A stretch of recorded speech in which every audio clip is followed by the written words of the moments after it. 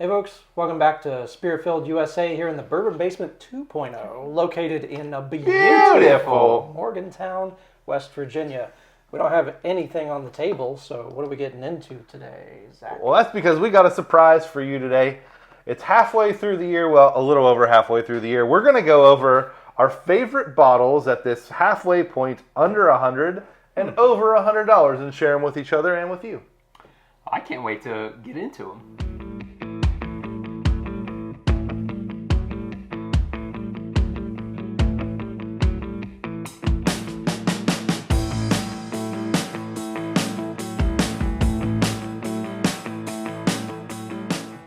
All right, friends, welcome back to Spirit-Filled USA, the bourbon podcast that is Not really a podcast. Not a podcast. I don't think we are. In case you missed it and thought that we were. We're not a podcast at all. But we are going to get into our play into the nostalgia, right? Yeah, like all millennials, we are addicted to nostalgia. Even for the first half of 2026. So, we're going to go over the bottles that have impressed us most in two categories. Under $100 and over $100. Very broad categories. We had to pick an arbitrary number, and that felt right. Yeah. So, I feel like we've kind of straddled that line with other episodes in the past, so it makes sense. yeah. So, we'll be anxious to see not only what each other picks, but if you have some ideas of bottles that you think are great under 100 or over 100, what's your number one bottle in either of those categories? Put in a comment. Yeah. Or share it with us on another social media platform. No, we'd love to hear from know. Yeah, definitely. you. Yep. So, this is self-explanatory. Who wants to go first? Don't everyone jump at once. Do I have to go first? If you want to. All right, fine. I'm going first. Cedar Ridge. Cedar Ridge. Cedar What Ridge. a bottle. Cedar Ridge out of Iowa. This is I'm a part of their backpack club, which was one of the better decisions I've ever made with my life. That's a fun Maybe name. like going into ministry, moving back to West Virginia to be close to my family, and Cedar Ridge. They're probably, not in that order. So Cedar Ridge first. No, I'm not going to reveal the order. But this was a very special 7-year single barrel that they put out. And it only went out to that exclusive group. So I'm sorry, but this is not a very gettable bottle. I've not even seen it on any like secondary or auction sites. Wow. Because the people who love Cedar Ridge are very into Cedar Ridge and covet owning and drinking their Cedar Ridge. Count me in that category. Yeah. So if you are all interested, I think that you should try this because this is so phenomenal. This is going to be hard to beat in the under $100 category because it was like $70. Wow. For a 7-year barrel proof. color- It is 125 proof, so it ain't wow. messing around. Okay. It's got some boxing gloves on it. But this is their own stuff, their own distillate. I think this is a gorgeous whiskey. So this is just no finishes, just single barrel. Straight American whiskey. bourbon whiskey. The color on this is quite something. It is pretty dark. magically dark. Yeah. It sure is. I mean, my gosh. That looked like it dripped straight out of a tree, doesn't it? And just, oh my gosh. He's having an experience over here. This is what, like, craft whiskey and getting into stuff and discovering new things is all about. Yeah. I think that's why I love this. Because if this was... I'll let you taste it. I'll let you taste it before I wax on about it. Okay. We're not going to do this for every bottle, but I'm going to twist your arm and make you try and drink this. Because I think it's incredibly worth it. And for the fact that people don't think about Iowa when they think about places that produce great bourbon. So this is the outlier, and it is a magical outlier. For me, in my palate.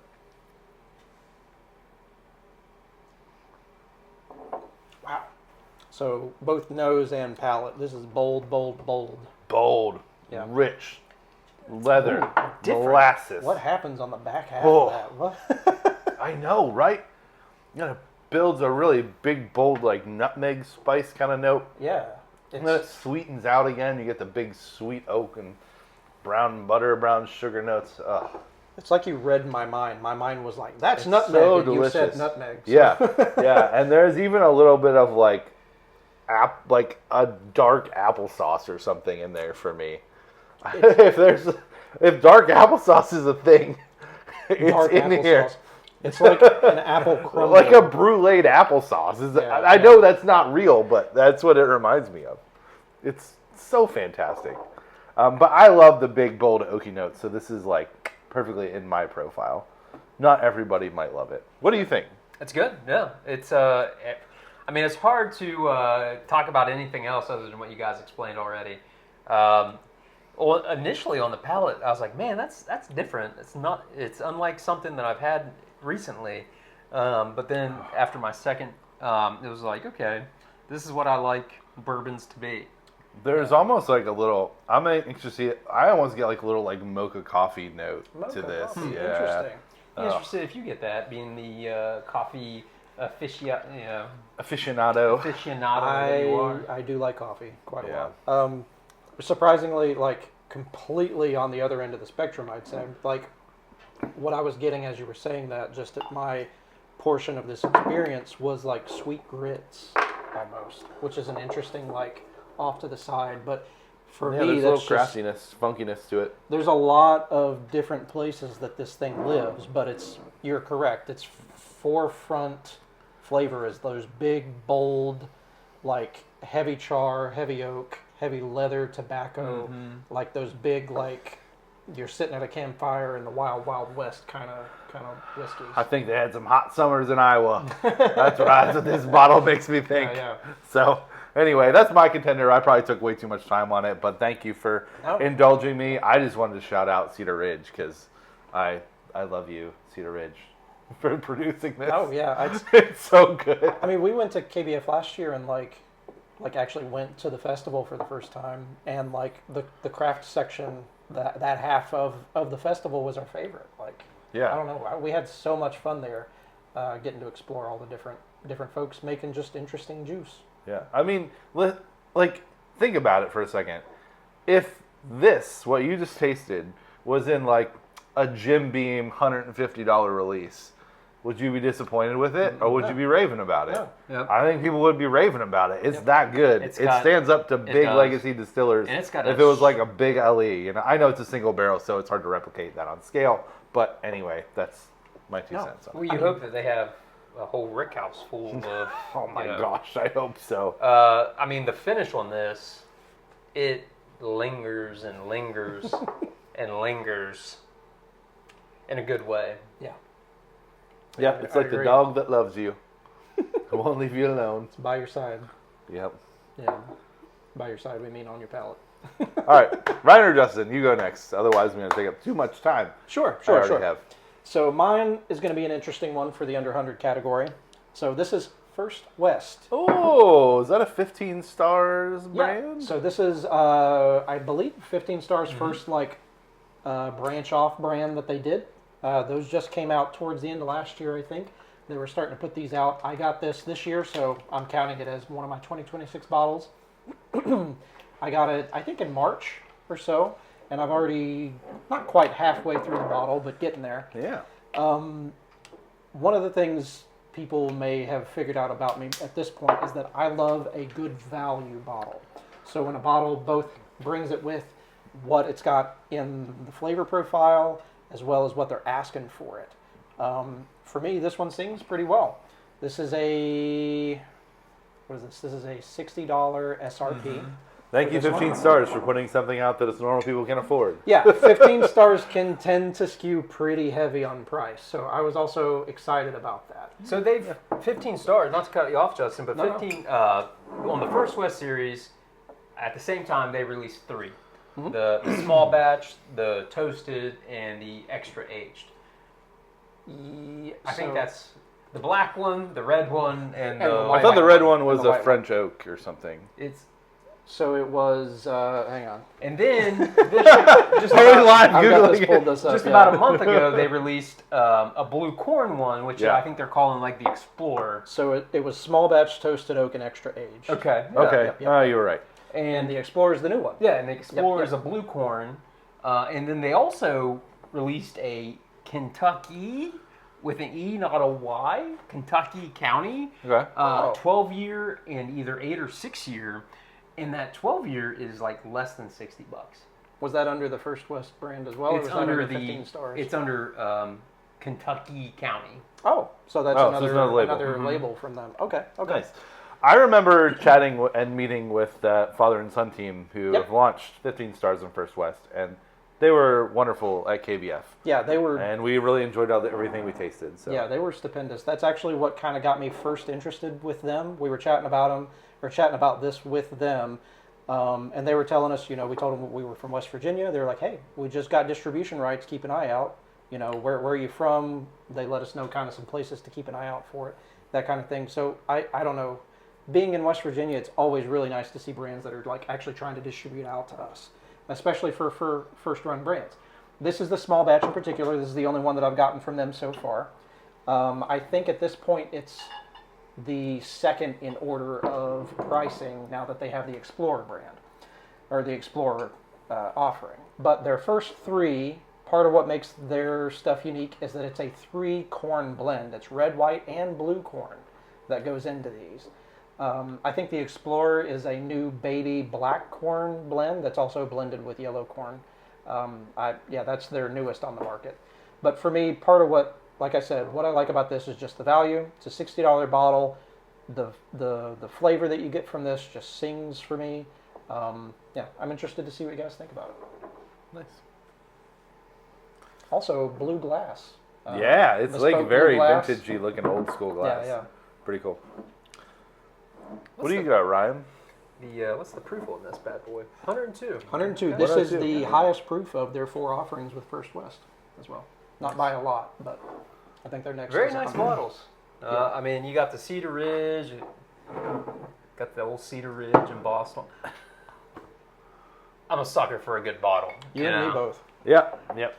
So what do I have under 100?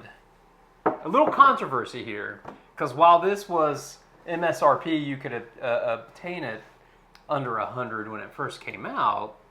You're not touching it for less than probably 200 now. Okay. But that's a good pick. Can't beat that one. The Pursuit Sakura.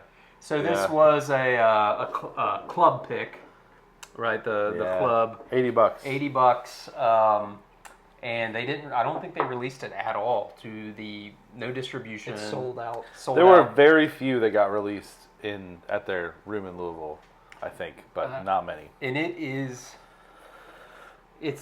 beautiful. I mean, I would take this to prom if I could. This is like the quintessential summer drinker. It's floral. It's sweet. I mean, it's just light and airy.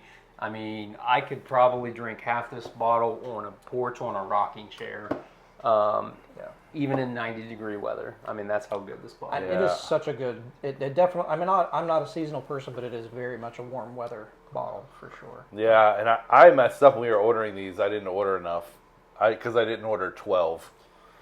I mean, honestly, it's hard to know when you don't know so what it good is before you get it, and then it arrives and it's. I'm ordering a bunch if they do it again. And I mean, $80 is what it came out for. Starlight just came out with their version. It's like 140. 150. 150. Really? So it's almost twice as much. Gosh. So pretty wild. So this is an insane value. So that's a really good pick. All right, are we to our over $100 bottles now? This is a heck of a good lineup. Yeah, it is. I feel like it's really interesting on the differences between the flavor profiles here. We have super heavy, big oak, big toast. We've kind of got like middle of the realm. This one for me is quite sweet. Interesting notes like, I don't know, for me I got like graham cracker, white chocolate, but also some really sweet notes. And then you've got the Sakura, which is just such a crisp, summery pour. Yeah, it's a very nuanced, bright cherry. Yeah. On that. Delicious. Okay, over 100. Who's going first? Do you want to keep going? Rock, paper, scissors, shoot. Gotcha. You're first. I won. No. I feel like if anybody watched this episode, it's no question. Of course. Yeah, that has to be yours. Yeah, this is probably, unless something crazy comes out, this is probably my bottle of the year. This blew my pants off and my socks. It didn't blow my shirt off because I still had that on during the review when we did the review. That was my first time having it. I'm a big fan of Peerless in general, and I am just ecstatic to see them in the big leagues with these limited releases and really knocking it out of the park. Yeah. And we got these for 200, right? Was what we got these for? Yeah, a little less. And I found like, them for a little less. This for me, this is batting with $250, $300 bottles. Absolutely. Like, Yeah. all day long. Yeah.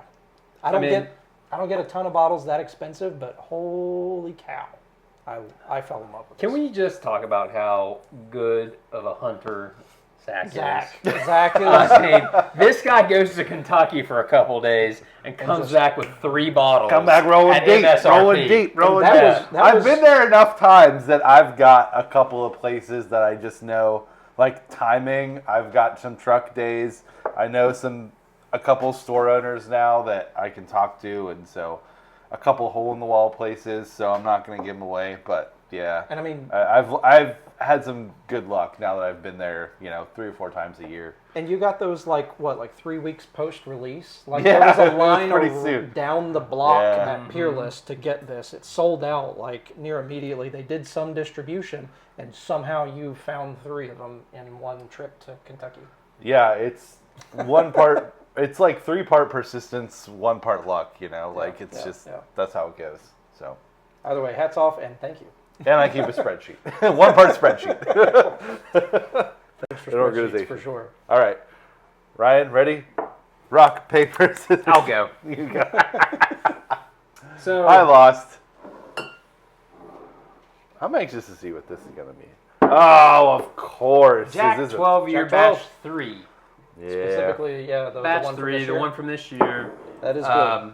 That is You good. know, I love the Jack aged bottles, and to me, and I had a hard time selecting an over $100 bottle, but this was just rich, oaky leather.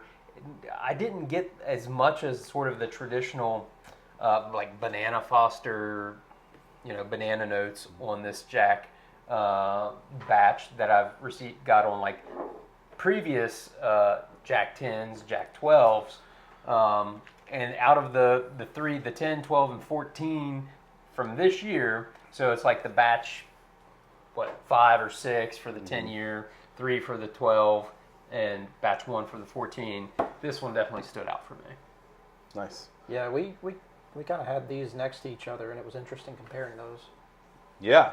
I mean, honestly, if it wasn't for this Cedar Ridge bottle blowing my pants off, I would have put the Jack Daniel's 10-year in, because that's just under $100. Yeah. Because I really love the Jack Daniel's 10-year this year. But All right, Zach. which brings me to Drum roll, please. my favorite bottle so far of this year, over $100. That would be, to continue the trend, We have the a Jack theme. Daniel's 14-year. We have a theme. Yes, we do. Now, I will say, we tried last year's batch 1, at Drug City last year. We did. It's fantastic. Most people I think the consensus is they like the last year's batch 1 the best. I like this one better. Yeah. I think this one is better. What do you like more about it? I think it is much more nuanced, and there's much more of an interesting sweet oak note on this. That batch 1 was very bold, very big, very aggressive. This one is much more beautiful and sophisticated to me. That's what I think. Okay. I think this is the more mature stepbrother of batch 1. Not stepbrother, brother. I don't know why I went there. Anyway, this is like the seasoned blues artist whiskey. Yeah. I just think this is impeccable. And so this is my favorite bottle so far that I've had this year of any of them. I think this nudges the Henry Craver 10-year out for me. You can try it if you want. Does it for you? I think for me it does, yeah. Now, I also thought about putting in the Old Stubborn Rye. Is not super far behind this for me, but it's not quite up to that level, I don't think. Because Jack Daniel's just does high proof stuff beautifully. Now, I have 2 other bottles that I have acquired this year that I have not cracked yet that I think might potentially give this a run for its money. Okay. It's the Old Commonwealth, the 2026 version of Old Commonwealth, which is supposed to be really incredible. And then I was lucky enough, it's a 10-year. There's some older stuff in that, though. Out of the Old Commonwealth distillery, it's got all those really cool vintage brands. Then the other one that I think will give this a run for its money is I got a Heaven Hill 22, which I was very fortunate and lucky to get one of those. So I got that just recently, like a couple weeks ago, and haven't cracked it yet. So I think that could be a rival for the Jack 14. That is some tough competition, for sure. Especially, I mean, that Heaven Hill 22 is not easy to come by. But it's all the best things about Jack Daniels for me. And the robust oakiness and the underlying like banana Foster notes and the sweet caramel that comes out of this. It's buttery. It's silky. I think this is just... it's going to be a very hard to beat whiskey. It's going to be up there. I think we're going to have a really incredible lineup for whiskey of the year this year. We are. I mean, oh my gosh. We are only through the first half of the year, and we've got some incredible options. Yeah. No, the nose on this Jack 14, like, you smell it, and it's like, okay, pause, this is going to be good. Like, if you've had a decent amount of whiskey, like, the nose itself speaks volumes. I think last year's was very punchy, very in your face. I get how a lot of people love that. I really liked it too, but I like this because it's just a little more panache, a little more. It's got that je ne sais quoi quality to it, right? Like, it's beautiful. Better put. A little higher pedigree. The panache, the charisma, yeah, however you want to put it. This is a luxe version. I think it's gorgeous. So I'm anxious to see how it will do come the end of the year. And, we haven't gotten a hold of, and I'm not necessarily confident that we will, although I appreciate you guys' confidence in my hunting abilities. Obviously, there's no wild turkey gold foil on the table. That had an outside chance at one in Kentucky, but it was still marked up pretty good. Just missed it. Watched somebody buy it in front of me. For a good but bit it was of still money. it was still not MSRP. So as he was texting us saying, should we do this? No, didn't make it. Didn't make the cut. But anyway, I mean, when I remember Russell's 15, like this is not a Russell's 15, but it's lovely nonetheless. So I hate to get too comparison to stuff because I want to let each of these sing for what they are. This is just for my palate. Perfect. Well, I mean, that's near perfect. Comparison is part of the game. This is also up there. Yeah. And I see how this is your perfect palate. Yeah, it's so good for me. It's so good. I mean, go back and watch our review on it. It was so much fun to do. You guys, I think, had gotten to try it a little bit before we did that episode, and that one was my first time trying that one. Yeah. I feel when I was doing a little promo video for that episode, I'm pretty sure I took a still of the video of the exact moment. It just all came together for you, and your face was just a transcendent experience. Buddy, it really was, and I feel like my expressions can be a little descriptive sometimes. Speaking in tongues, when the spirit hits, It's a good spirit. It's a darn good spirit. No, I feel like everything that we've got here on the table, these are all exemplary bottles. I'm proud of what we've got here. So I have an interesting question for us to think about. Shoot. At the end of the year, we always do this, an under and over 100 category of our bottles of the year. Which of these do you think will be in our bottle of the year at the end of the year? Which ones have the best chance, do you think? I mean, I'm speaking with bias, but yeah, the Henry Craver from Peerless. So you think this is going to be? I feel like I don't have any idea of anything that will beat that for me right now. Including what's on the table. Okay. I'd agree with Justin. Yeah. I mean, I'll let you in a little secret. we sort of talked about what we were going to pick here. So we didn't pick the same thing. Right, so we didn't pick the same thing. And I'm pretty high on the Henry Craver 10-year as well. Okay, so you think if it's going to be Justin that didn't too? do it, I was going to pick it too. That's fair. Yeah. I think this stands a good chance for me in the under 100 category. Yeah. I think we're going to be really hard pressed, at least for me, to find another under $100 bottle that's going to be this good. That was really good. I think this has an outside chance, but like I said, I think I might already have 2 bottles that might be better based on reviews. But this fits my palate so well, so this is a maybe for me. I think the Heaven Hill 22 might eclipse this and be one of my submissions, but we're getting close. I mean, remember we did it that we each pick 4 for the 12 days of Christmas, so I think this has a good chance of being in my final 4, right? Sure. For the top bottle. It's really a solid pour. I'm still sipping on what I had of it. Yeah. Well, if it's It is anything delightful. like last year, Justin and I will pick the same bottle, and Give then completely different reviews and rankings. And That's so the fun of it. we'll both pick Henry Craver at different days, and it'll get completely different reviews. I feel like there's like a psychological study of like the first item in a set of reviews always gets it the hardest, and that one certainly it was the Found first. North. Yep, the Goldfinch. It was the Goldfinch. Mine was early in this process. Yeah. Yours was the first later. one. Yours was the first one, yeah, and it got the worst. Yeah. Got the worst treatment. Hey, we'll see how the cookie crumbles. That we will. Thank you all for joining us. Man, this has been fun. These are always fun episodes, and we've got, although we have 2 Jack Daniels on the table, we've got a nice spread. Yeah. And listen, this is the only big legacy distillery on the table right now, which I think is a really interesting little prospect here.